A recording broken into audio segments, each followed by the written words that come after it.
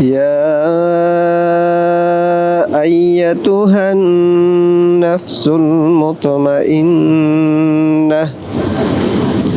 ارجعي إلى ربك راضية مرضية فادخلي في عبادي وادخلي جنتي.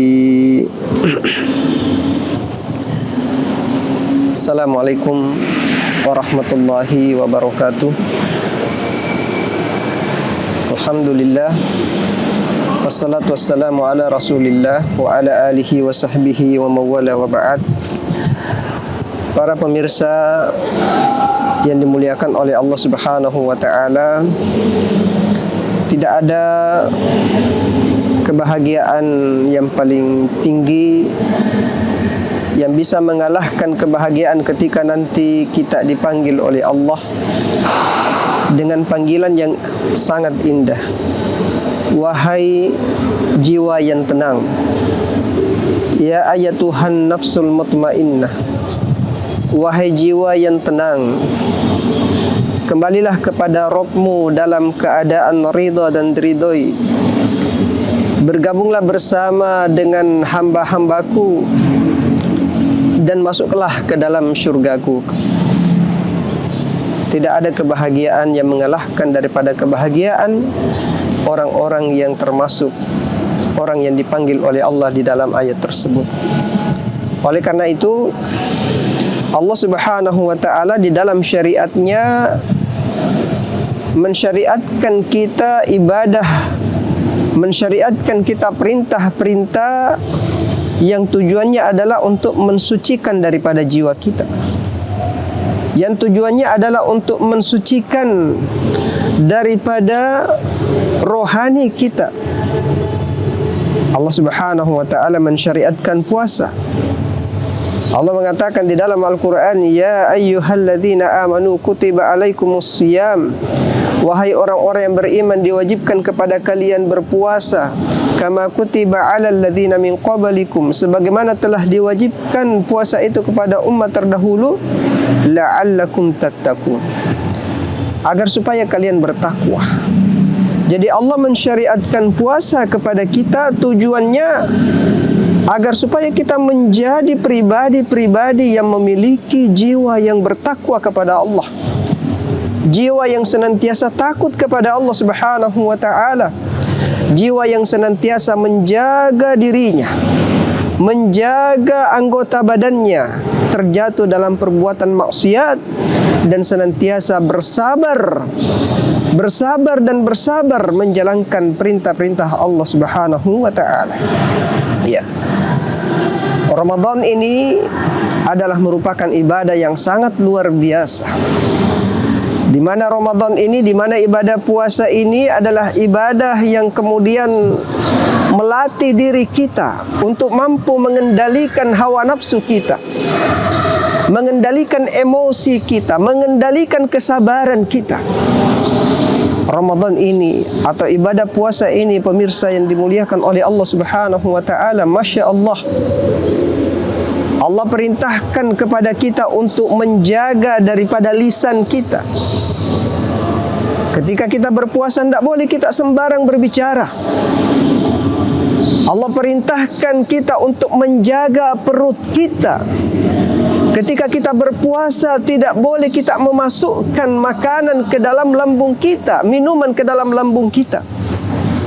Begitu juga dengan apa yang ada di bawah perut kita, sekalipun itu adalah halal. Para pemirsa yang dimuliakan oleh Allah Subhanahu wa ta'ala, sebagai contoh misalkan, ketika kita berduaan dengan pasangan kita, dengan istri kita di dalam kamar, tidak ada orang yang lihat. Kenapa kita tidak melakukan hubungan suami istri padahal itu halal? Karena kita dalam keadaan berpuasa. Kita masuk ke dalam kamar, kita masuk ke dalam dapur misalnya, ada sisa makanan, sisa sahur. Iya, makanan itu halal, minuman itu halal, tapi kenapa kita tidak makan? Kenapa kita tidak minum? karena kita berpuasa. Jadi orang yang berpuasa, Masya Allah, ditarbiyah oleh Allah Subhanahu wa ta'ala. Jangankan meninggalkan makanan yang haram, jangankan meninggalkan syahwat yang haram, syahwat yang halal pun dia mampu mengendalikan dirinya, tidak menyentuhnya pada waktu-waktu yang telah ditetapkan, ditentukan oleh Allah Subhanahu wa ta'ala. Nah, ini ibadah puasa ini tidak bisa ditunaikan kecuali orang-orang yang memiliki kesabaran, memiliki pengendalian jiwa, memiliki kekuatan, ya, senantiasa merasa dirinya dimuraqabah, dilihat oleh Allah Subhanahu wa ta'ala. Ya, sebab ketika kita berpuasa banyak sekali jalan-jalannya sebenarnya untuk kita bisa membatalkan puasa. Ada 1001 macam jalan supaya kita bisa membatalkan puasa dan tidak ditahu oleh orang lain kecuali diri kita sendiri dengan Allah. Ya, ketika misalnya dalam keadaan haus kita berwudu, ya, tidak ada yang tahu. Ketika misalnya kita berkumur-kumur, sesekali kita masukkan 2 teguk, 3 teguk, tidak ada yang tahu. Setelah itu kita mengatakan, Masya Allah, ya, mungkin ini karena Ramadan pertama panasnya luar biasa, padahal sudah masuk beberapa teguk. Itu tidak ada yang tahu kecuali dirinya dan Allah Subhanahu wa ta'ala. Kenapa itu tidak dilakukan? Karena dia merasa diri diawasi oleh Allah, diteropong oleh Allah, dilihat oleh Allah. Ya, ada makanan, tidak ada orang yang melihatnya. Makanan itu halal, kenapa tidak dinikmati? Padahal bisa saja dia kemudian menghabiskan 2 piring nasi, ya, kemudian dia keluar dalam keadaan seperti orang yang berpuasa. Tidak ada yang tahu. Tapi kenapa itu tidak dilakukan, hadirin? Karena dia merasa diri diawasi dan dilihat oleh Allah Subhanahu wa ta'ala. Maka ini, puasa ini adalah merupakan perintah Allah untuk melatih daripada jiwa kita, meninggalkan perkara-perkara yang diharamkan oleh Allah. Kata Nabi SAW, ini hadis sahih para pemirsa. Rasul mengatakan, hadis Bukhari, man lam yada' qawla zur wal amala bih. Siapa-siapa yang tidak meninggalkan perkataan, ya, jadi hati-hati ketika kita berpuasa, jaga lisan kita, karena ini berbahaya, bisa merusak puasa kita. Kata Nabi, siapa-siapa yang berpuasa dan tidak meninggalkan perkataan dosa, tidak meninggalkan perkataan dosa maksiat, wal amala bih, begitu juga perbuatan-perbuatan dosa dan maksiat. Kata Nabi SAW, falaisa lillahi hajatan fi ayyad'a ta'amahu wa syarabahu. Maka puasa yang dilakukan dengan model seperti itu, menahan laparnya, menahan dahaganya, tapi tidak menahan lisannya, tidak menahan anggota badannya daripada perbuatan dosa dan maksiat, maka kata Nabi SAW, puasa model yang kayak begitu Allah tidak butuh.